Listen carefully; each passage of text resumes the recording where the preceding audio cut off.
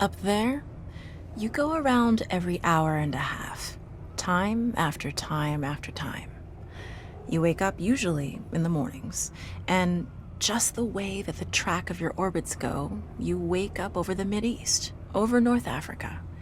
As you eat breakfast, you look out the window as you're going past, and there's the Mediterranean area, and Greece, and Rome, and North Africa, and the Sinai, the whole area. And you realize that in one glance, that what you're seeing is what was the whole history of man for years, the cradle of civilization. And you go around down across North Africa and out over the Indian Ocean and look up at that great subcontinent of India pointed down toward you as you go past it, and sail on off to the side, Burma, Southeast Asia, out over the Philippines, and up across that monstrous Pacific Ocean. Vast body of water. You've never realized how big that is before. And you finally come up across the coast of California and look for those friendly things. Los Angeles and Phoenix and on across El Paso. And there's Houston. There's home. And you look, and sure enough, there's the Astrodome. And you identify with that, you know? It's an attachment. And down across New Orleans, and then looking down to the south, and there's the whole peninsula of Florida laid out. And all the hundreds of hours you spent flying across that route, down in the atmosphere, all that is friendly again. And you go out across the Atlantic Ocean and back across Africa. And you do it again, and again, and again. And that identity, that you identify with Houston, and then you identify with Los Angeles, and Phoenix, and New Orleans, and everything. And the next thing you recognize in yourself is you're identifying with North Africa. You look forward to that. You anticipate it. And there it is. That whole process begins to shift of what it is you identify with. When you go around it in an hour and a half, you begin to recognize that your identity is with that whole thing. And that makes a change. You look down there, and you can't imagine how many borders and boundaries you crossed again and again and again. And you don't even see them.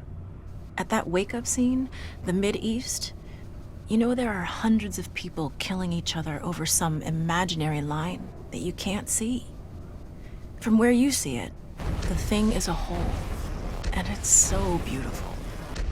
And you wish you could take one from each side in hand and say, look at it from this perspective.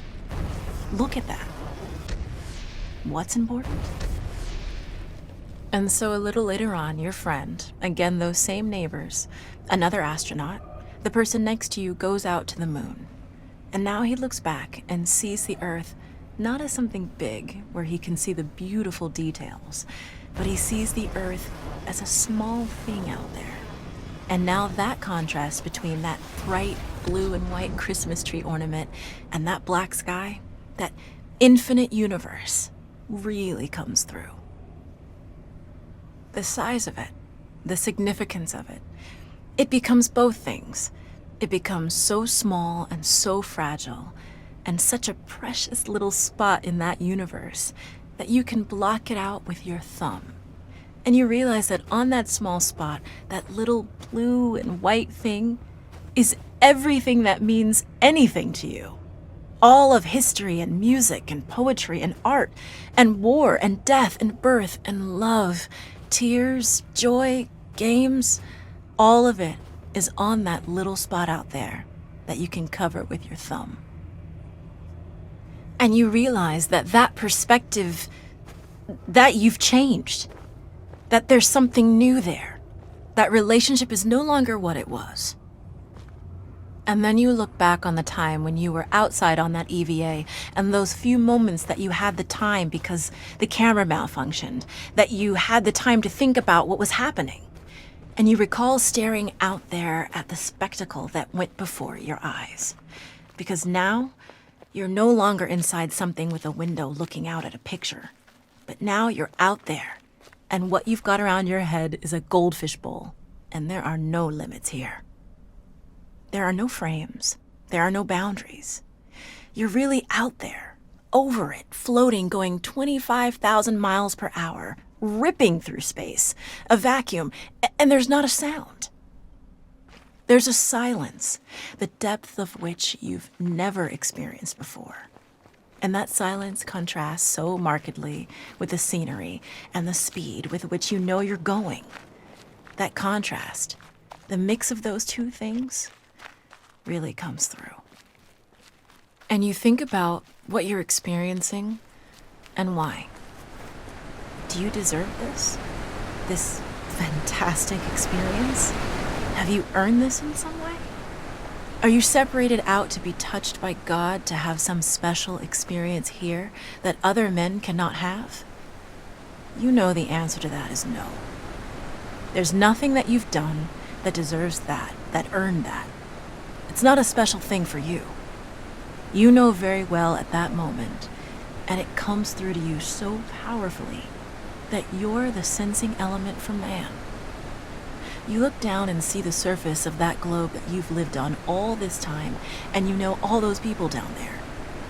They are like you. They are you. And somehow you represent them when you are up there. A sensing element, that point out on the end, and that's a humbling feeling. It's a feeling that says you have a responsibility. It's not for yourself. The eye that doesn't see does not do justice to the body. That's why it's there. That's why you're out there. And somehow you recognize that you're a piece of this total life. You're out on that forefront and you have to bring that back somehow. And that becomes a rather special responsibility. It tells you something about your relationship with this thing we call life. And when you come back, there's a difference in that world now. There's a difference in that relationship between you and that planet, and you and all those other forms of life on that planet, because you've had that kind of experience. It's a difference, and it's so precious. And all through this, I've used the word you because it's not me. It's not Dave Scott. It's not Dick Gordon, Pete Conrad, John Glenn. It's you. It's us. It's we. It's life. It's had that experience. And it's not just my problem to integrate. It's not my challenge to integrate, my joy to integrate. It's yours. It's everybody's.